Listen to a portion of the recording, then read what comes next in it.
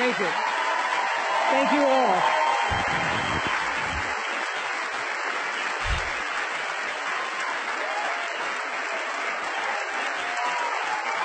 Thank you. Okay. Thank you, Reese. In 1964, I was a little girl sitting on the linoleum floor of my mother's house in Milwaukee, watching Anne Bancroft present the Oscar for Best Actor at the 36th Academy Awards. She opened the envelope and said 5 words that literally made history. The winner is Sidney Poitier. Up to the stage came the most elegant man I had ever seen. I remember his tie was white, and of course his skin was black, and I'd never seen a black man being celebrated like that. And I have tried many times to explain what a moment like that means to a little girl, a kid watching from the cheap seats as my mom came through the door, bone-tired from cleaning other people's houses. But all I can do is quote and say that the explanation in Sidney's performance in Lilies of the Field, amen, amen, amen, amen. In 1982, Sidney received the Cecil B. DeMille Award right here at the Golden Globes, and it is not lost on me that at this moment, there are some little girls watching as I become the first black woman to be given the same award.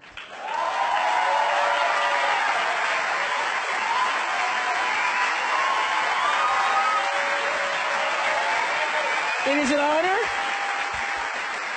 It is an honor, and it is a privilege to share the evening with all of them, and also with the incredible men and women who've inspired me, who've challenged me, who've sustained me, and made my journey to this stage possible. Dennis Swanson, who took a chance on me for AM Chicago.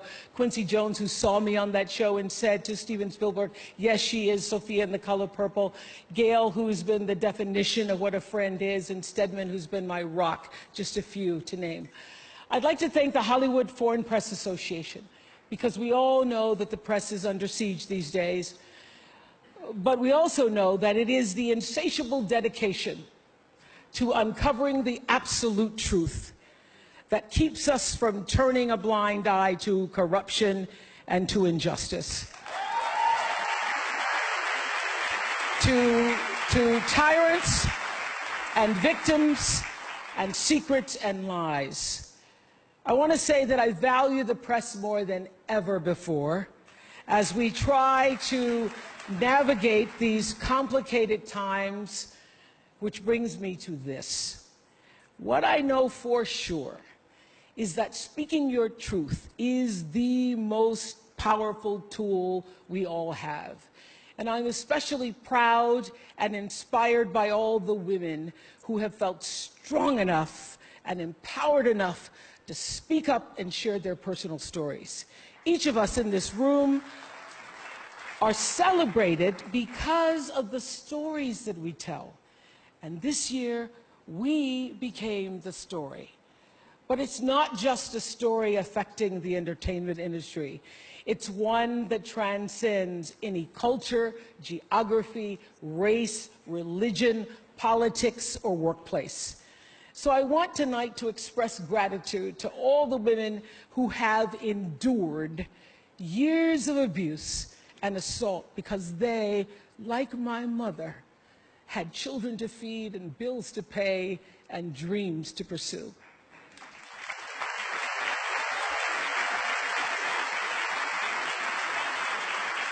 They're the women whose names we'll never know. They are domestic workers and farm workers.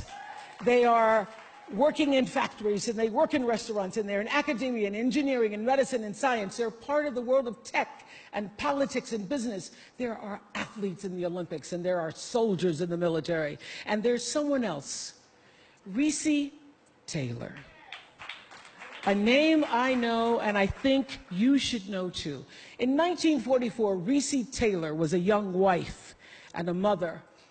She was just walking home from a church service she'd attended in Abbeville, Alabama, when she was abducted by 6 armed white men, raped and left blindfolded by the side of the road, coming home from church.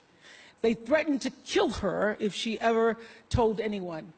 But her story was reported to the NAACP, where a young worker by the name of Rosa Parks became the lead investigator on her case. And together, they sought justice. But justice wasn't an option in the era of Jim Crow. The men who tried to destroy her were never persecuted. Reese Taylor died 10 days ago, just shy of her 98th birthday. She lived, as we all have lived, too many years in a culture broken by brutally powerful men. For too long, women have not been heard or believed if they dared to speak their truth to the power of those men. But their time is up.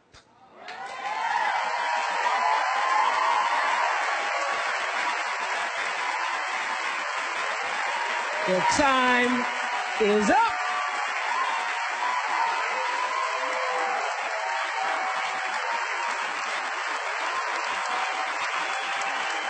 Their time is up. And I just hope that Reese Taylor died knowing that her truth, like the truth of so many other women who were tormented in those years, and even now tormented, goes marching on. It was somewhere in Rosa Parks' heart almost 11 years later when she made the decision to stay seated on that bus in Montgomery. And it's here with every woman who chooses to say, "Me too." And every man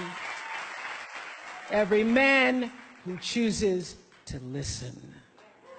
In my career, what I've always tried my best to do, whether on television or through film, is to say something about how men and women really behave, to say how we experience shame, how we love and how we rage, how we fail, how we retreat, persevere, and how we overcome.